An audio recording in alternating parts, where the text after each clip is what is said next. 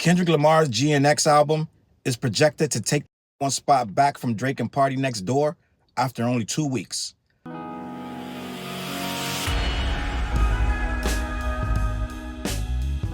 What up, where's your boy Challz Brown back again, talking facts. Hit that like button, hit the subscribe, hit the notification bell. Keep sending those Cashaps to CLBMG. Join the membership. Gang, listen. You know how back in the Civil War, some people didn't know that the war was over? I don't know if they know that the war is over. We're still winning so bad, I don't even think that the fight is even a fight anymore.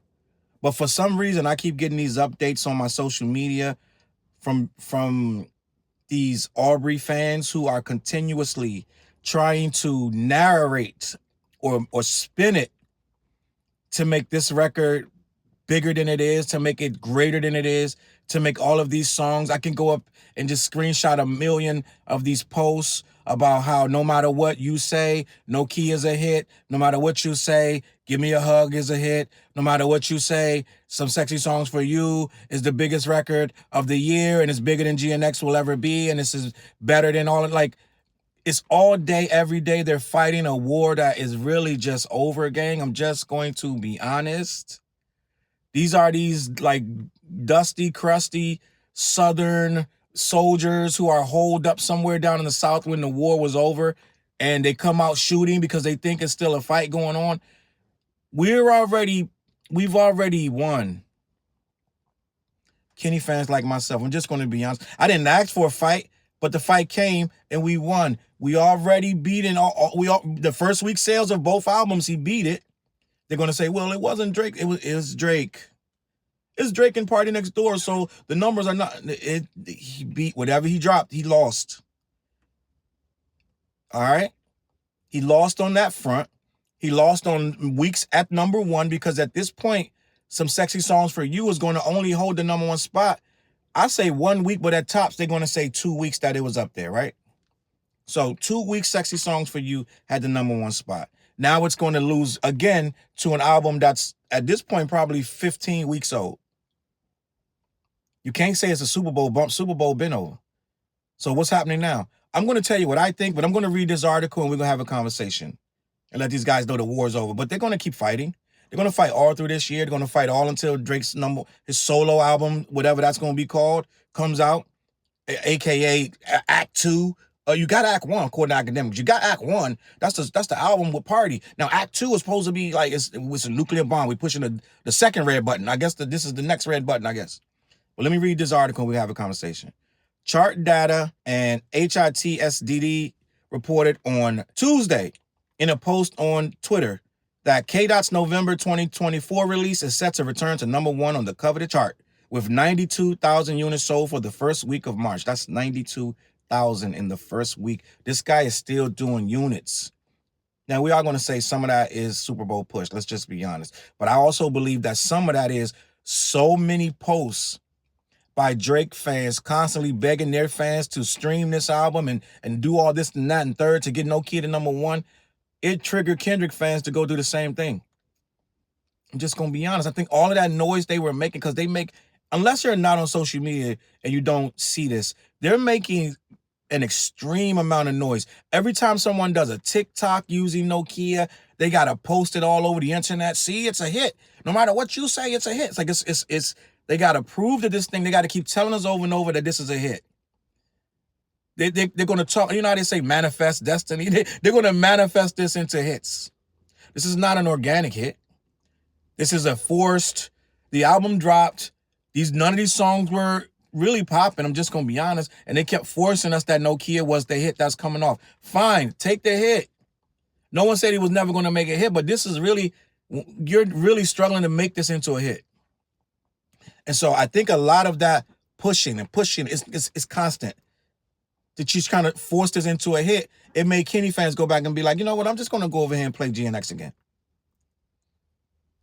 And now this record is back at the top. It's going to take this guy's coveted #1 spot. He's going to lose it in 2 weeks to a record that came out last year in November. But let me continue. Before this news, CD reported that it was a 3-way race involving Dot, Drake, and PartyNextDoor, and pop star Tate McRae, challenging for first place bragging rights, with less than 10,000 units separating the distance between the three musical acts. However, things appear to have shaken out in favor of the Compton native this week. He's even going to beat Tate McRae, who's on fire. The little white girl, she has a huge fan base. She's on fire, and he's beating that. He's beating that. This is some next level stuff, gang. This ain't just about beating Drake, because she could have beat both of them. So, listen, this guy is doing something unheard of. Let me continue. Drake and P&D, Some Sexy Songs for You, reached number 1 on the Billboard 200 upon release. In his inaugural week, the album sold 246,000 album equivalent units, taking the number 1 spot away from Dot, who already had it off an old album. He didn't lose it until that album came out. He still had it all in weeks. Let me continue. It should be noted that the Canadian duo's figure was noticeably less than Lamar's first week sales for GNX, which amassed 319,000 equivalent album units in the U.S., which they said was a flop. Before Drake and PartyNextDoor dropped, they was having a field day calling GNX a flop with 319. Regardless, the feat marked the 14th number 1 for Aubrey, tying him with Taylor Swift and Jay-Z for all time. See, that's the thing. Drake gets the credit as his 14th number 1, but they want to keep saying it's not his album, that is Party's, right? Make your mind up. Either it's his or it's Party's number 1 by himself. Make your mind up. They want it both ways. When the numbers are low, they want to blame Party. But when it goes number 1, they want to blame Drake. Let me keep it moving. As for Kendrick, if projections hold steady, Lamar's GNX will have spent 3 weeks atop the Billboard 200 overall. The news arrives just after a month after Lamar made Billboard chart history. As GNX returned to number 1 after Super Bowl, the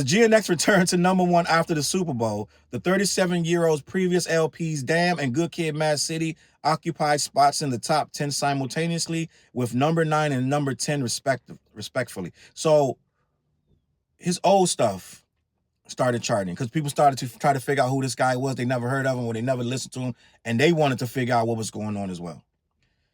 The chart positions mark the first time in history that a rap act has placed at least 3 albums concurrently in the top 10. Taylor Swift was the last musician, regardless of genre, to accomplish the feat on December 9th, 2023, with 5 albums in the top ranking. Prince was the last artist to claim 3 albums in the top 10 following his death in 2016.